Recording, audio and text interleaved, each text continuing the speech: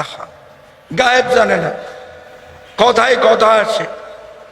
আচ্ছা, এখানে অনেক সম্মানিত আলেম সাহেব আছেন, ওনারা সবাই জানে যখন ইনসানকে সৃষ্টি করার জন্য আল্লাহ মতামত চাইল, বিসমিল্লাহির রহমানির রহিম, স্বরভঙ্গর কারণে আমার অসুবিধা হচ্ছে।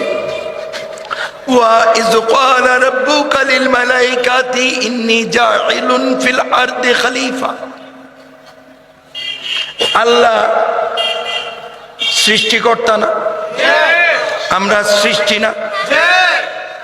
তাহলে ফেরেশতারাও সৃষ্টি না? তো সৃষ্টিকর্তার সৃষ্টির সাথে পরামর্শ করার কোনো দরকার আছে? আল্লাহ ফেরেশতাদেরকে বললেন আমি জমিনে ইনসান পাঠাইতে চাই, ফেরেশতারা তোমরা কি বলো? এখন ফেরেশতারা বিরোধিতা করল। ফেরেশতারা বলল আল্লাহ আমরা সদা সর্বদা তোমার হুকুমের ফরমাবরদারি করি, উপাসনা করি, ইনসানকে সৃষ্টি করে লাভ কি?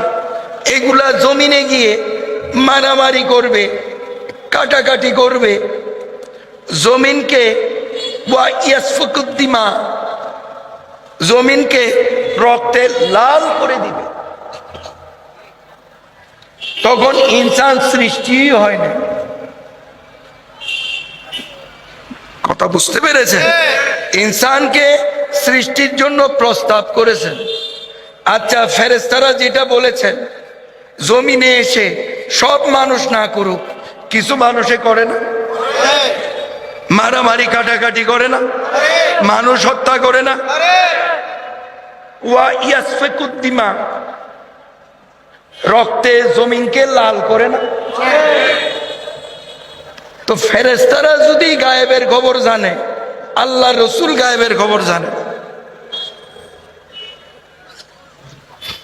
দুঃখিত, বড় দুঃখজনক ব্যাপার।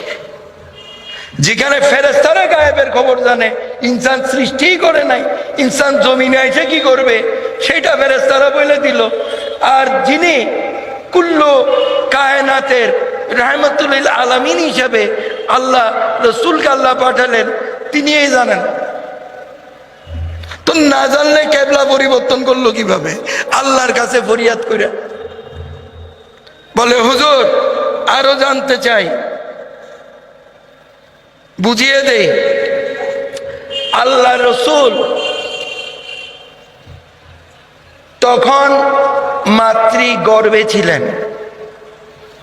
কথা বুঝতে পেরেছেন? ওই সূরা ফিল জানেন তো নাকি? নামাজে পড়ি না আমরা?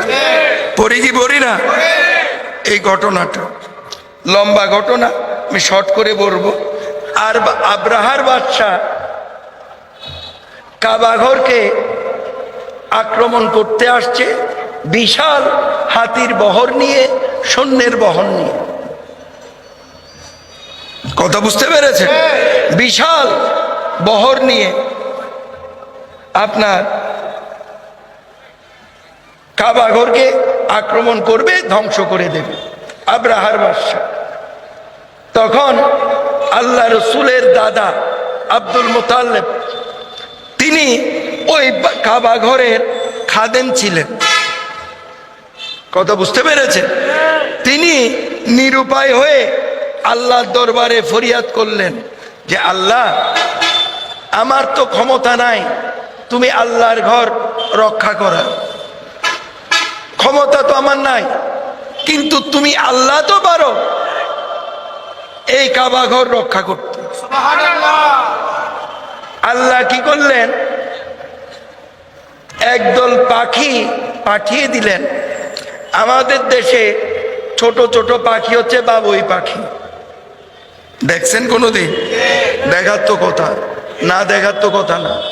ওই যে দেখবেন বিভিন্ন গাছের মধ্যে এত সুন্দরভাবে এরা ঘরটা বুনে, এই যে এই যে নড়তে থাকে, কিন্তু এটা একেবারে খুব কমই পড়ে, অনেক তুফানের মধ্যে পড়ে না। কি বলেন? ছোট ছোট পাখি, হয়তো ওই সাইজের পাখি হবে, এর থেকেও ছোট পাখি আল্লাহ বানাইতে পারে না?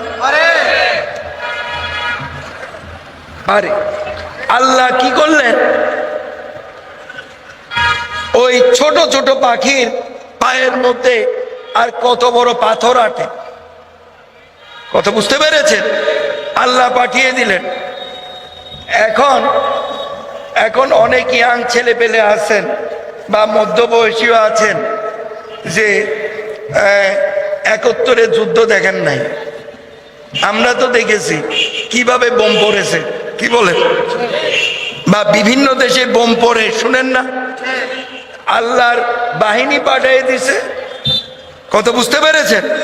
ওই আবাবিল পাখির মতো ছোট ছোট পাখিগুলো ওই পায়ের থেকে ওই পাথরগুলো ছেড়ে দিল, একেবারে সৈন্যের উপরে ঢুকে, হাতির ভিতরে ঢুকে ওইখানেই শেষ। আল্লাহ আল্লাহর ঘর রক্ষা করলেন। এখন আল্লাহ এই এই সূরার মধ্যে আল্লাহ রসুলকে সাক্ষী করেছেন। আর রসুল, আপনি কি দেখেন নাই? আপনি কি দেখেন নাই আমি আব্রাহার বাদশার সাথে, ওইখানে আয়াতে আব্রাহার বাদশা নাই, হাতে ওয়ালাদের সাথে আমি কি ব্যবহার করেছিলাম? তখন কোন কোন রাওয়ায়াতে আছে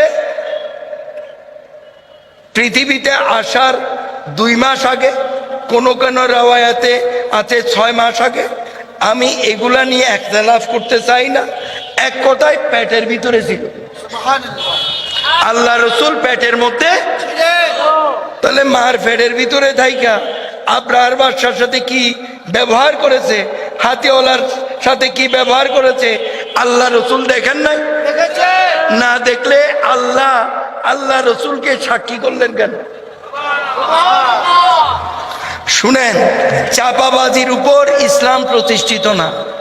ইসলাম প্রতিষ্ঠিত হচ্ছে কোরআন সুন্নাহর সুনির্দিষ্ট দলিলের উপর।